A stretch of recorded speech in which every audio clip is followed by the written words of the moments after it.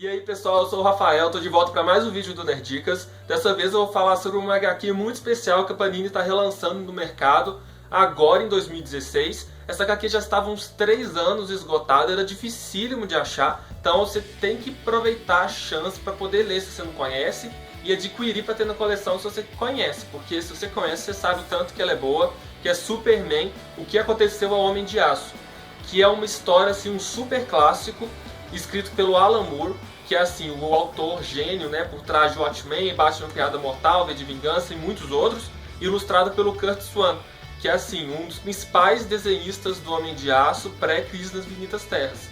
E por que essa história aqui é tão importante?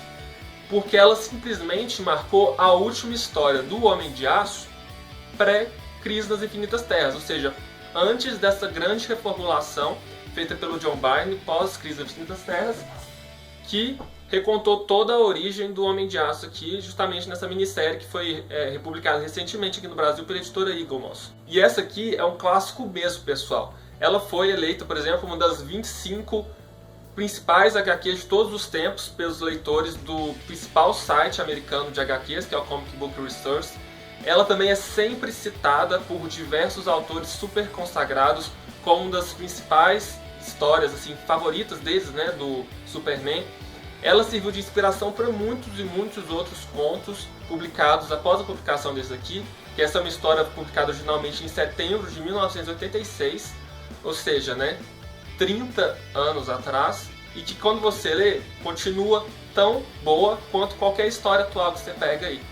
Inclusive, melhor, viu? Ela não ficou datada.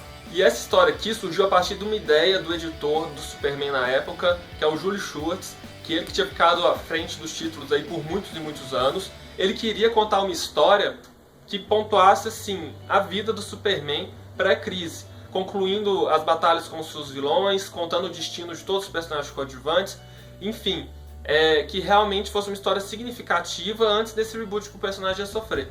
E para isso, então, ele conseguiu juntar essa super equipe criativa. Fora o Curt Swan que tem na arte, ele conseguiu ainda um time sensacional de artes finalistas. A primeira parte da história, que foi publicada em Superman 423, foi arte finalizada pelo George Pérez, que era o ilustrador de grandes títulos da época, como por exemplo a própria Crise das Infinitas Terras. E a segunda parte foi arte finalizada pelo Kurt Schaffenberger. Eu não sei falar direito esse nome, mas esse artista era um dos grandes ilustradores do Superman também pré-crise. Para vocês terem uma ideia de como que ele era importante, a arte dele para Lois Lane ficou tão imortalizada que ele era corriqueiramente chamado para poder redesenhar o rosto da Lois Lane em outras histórias do personagem, ilustrado por outros desenhistas. Então é um dos artistas icônicos do personagem mesmo. Foi uma super equipe criativa para contar uma super história muito importante, e que o Alan Moore, mesmo já tendo uma trama que era potencialmente épica, conseguiu ainda bolar uma estrutura narrativa que tornou tudo ainda mais incrível e uma leitura ainda mais interessante. Basicamente, essa história aqui, o pontapé inicial dela é 10 anos após a última aparição do Superman. Começa com uma entrevista com a Lois Lane, onde ela vai relatar como foram os últimos dias do Superman. Então toda a história é narrada a partir desse ponto de vista da Lois Lane, e a gente tem a chance de ver o Superman batalhando todos os grandes vilões do personagem à época, por exemplo, Bizarro, Parasita, Metalo e tantos outros, Lex Luthor, Brainiac.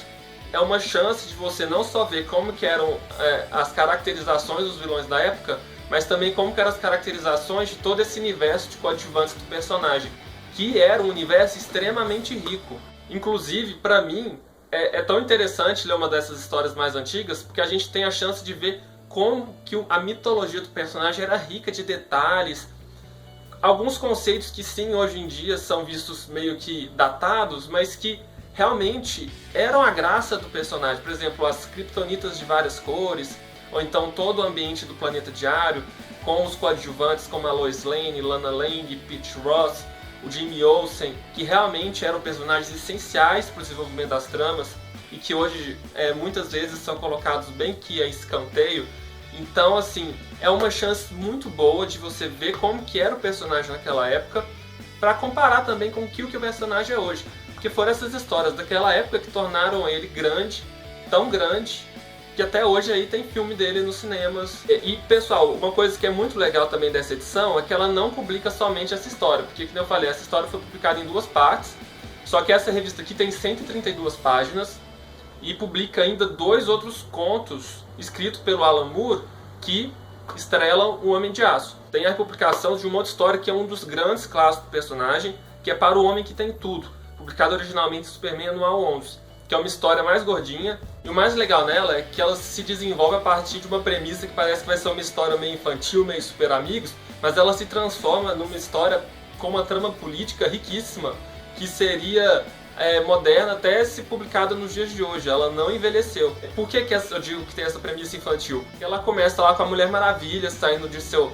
avião invisível, encontrando com Batman e Robin em meio ao gelo, porque eles estão indo visitar a Fortaleza da Solidão, pois é o aniversário do Superman e cada um deles comprou um presente que vai entregar para o Superman.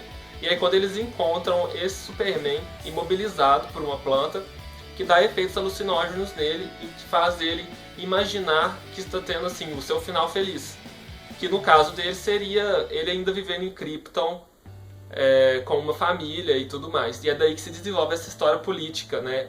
A política de Krypton, enquanto você tem uma história no presente real mesmo, né?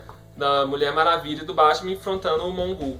É uma super trama, muito legal mesmo. É uma história que foi publicada em 1985, até hoje está aí sendo lembrada uma das principais tramas do personagem.